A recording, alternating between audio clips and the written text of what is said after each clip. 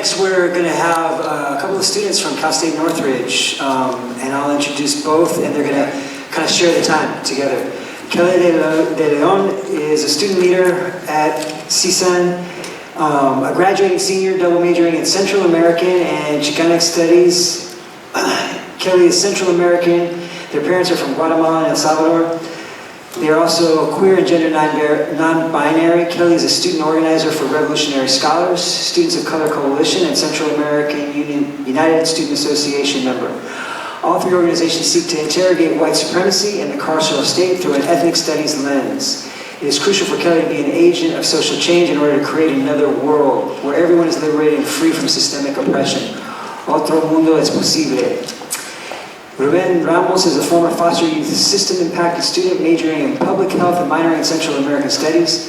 They are heavily involved in Students for Quality Education, Resilient Scholars, and Central American United Student Association. Ruben's current community project is cultivating the People's Garden. All produce is delivered to a food shelter off campus. It's imperative for Ruben to continue resisting structural inequality on and off campus. He is committed to transformative social change and is driven to do community work in the medical field. Welcome.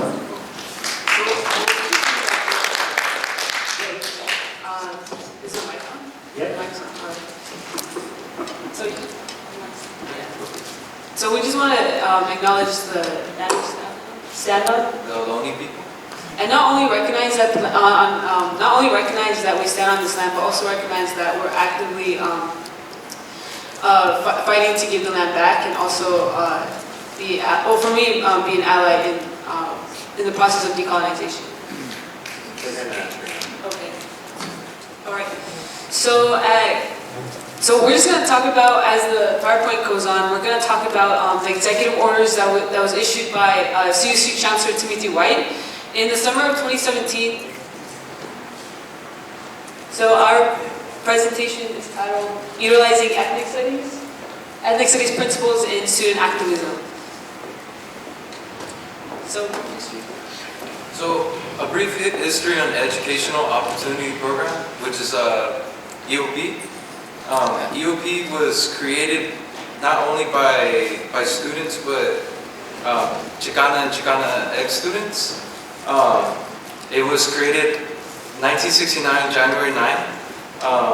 And you know, this program is like a bridge program for students where they come from historically low-income families. You come from foster homes, different places where, you know, like where we're not supposed to succeed, you know. And like this program is bridging us to a higher quality education.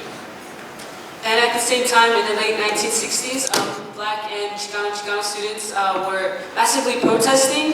So at the time, it was called Valley State and not CSUN, California State University Northridge.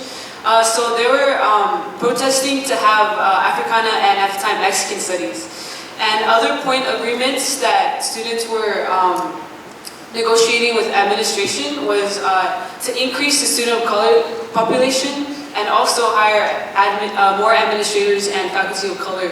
So we do owe a lot to them because over 200 students were, over 200 Black and brown students were arrested at the time, and today they still have criminal records. So to give back, one of the things that we're doing as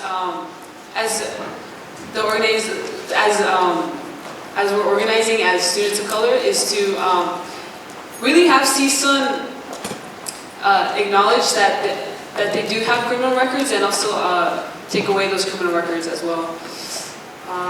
In addition, so here's some of the pictures that we found in the archives. So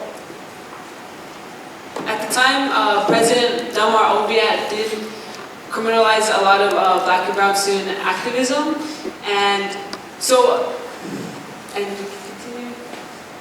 these executive orders really derail and erase the history of activism, of ethnic studies activism on our campus. In the summer of 2017, CSU Chancellor Timothy White issued Executive Orders 1100 and 1110, 1100 originally was meant to streamline the general education requirements throughout the CSU system. So CSUN is the only one that has Section F on our GE plan requirement. Section F houses ethnic, gender, and queer studies, so they wanted to take away that requirement. And by doing so, students started mobilizing and organizing in the fall of 2017, and we did walkouts. We held a week of action where we boycotted CSUN's food and like the bookstore. We also addressed how these executive orders is linked to white supremacy overall.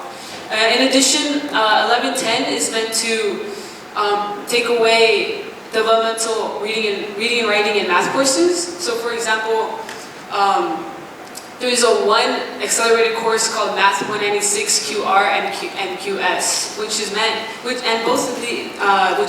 to, it's a 5-year requirement, and if a student fails it, they're automatically on academic probation. So as we've seen in the recent 2 semesters, a lot of African American students as well as Latinx students have been pretty much being pushed out at CSUN because of these 2 executive orders.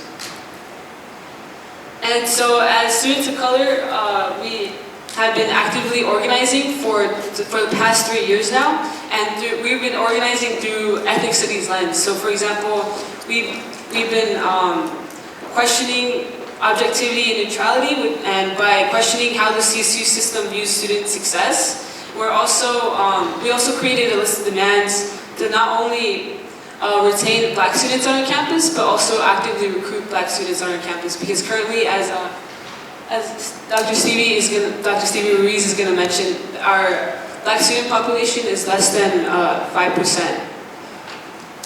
In addition, we're also having conversations about how CSUN upholds white supremacy, and also we want CSUN to divest from prisons, because currently CSUN uses their desk and their beds from the dorms. They're made from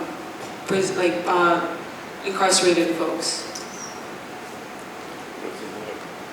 So through the Ethnicities principles, we have created the Students of Color Coalition, the People's Garden, and also we use the cultural houses, which is Asian American Studies House, the Black House, the Chicano House, and also Central American and American Indian Studies House. And in these houses, it's really a sacred place where we have meetings and we organize, as well as have healing circles and really talk about how CSUN is pushing out a lot of students of color.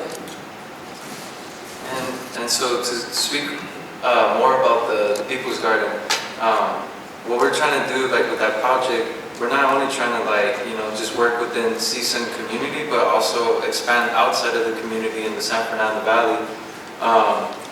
With the 2 organizations, American Indian Studies and Central American Studies, we are donating those crops to people in need, homeless people, not only CSUN students, but families that need those foods.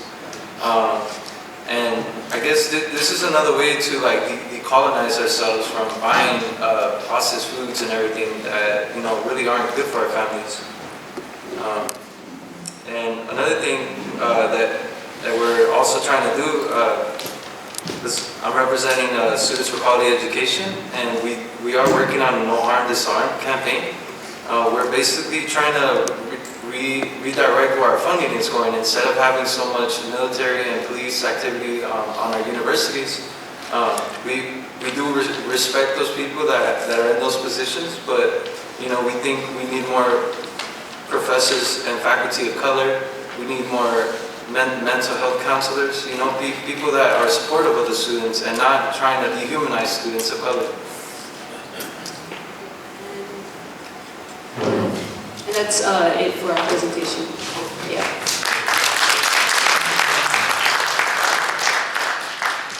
And one of the things that I really appreciate about this opportunity is the intergenerational aspects, and I'm hoping that we're going to kind of continue to build on that.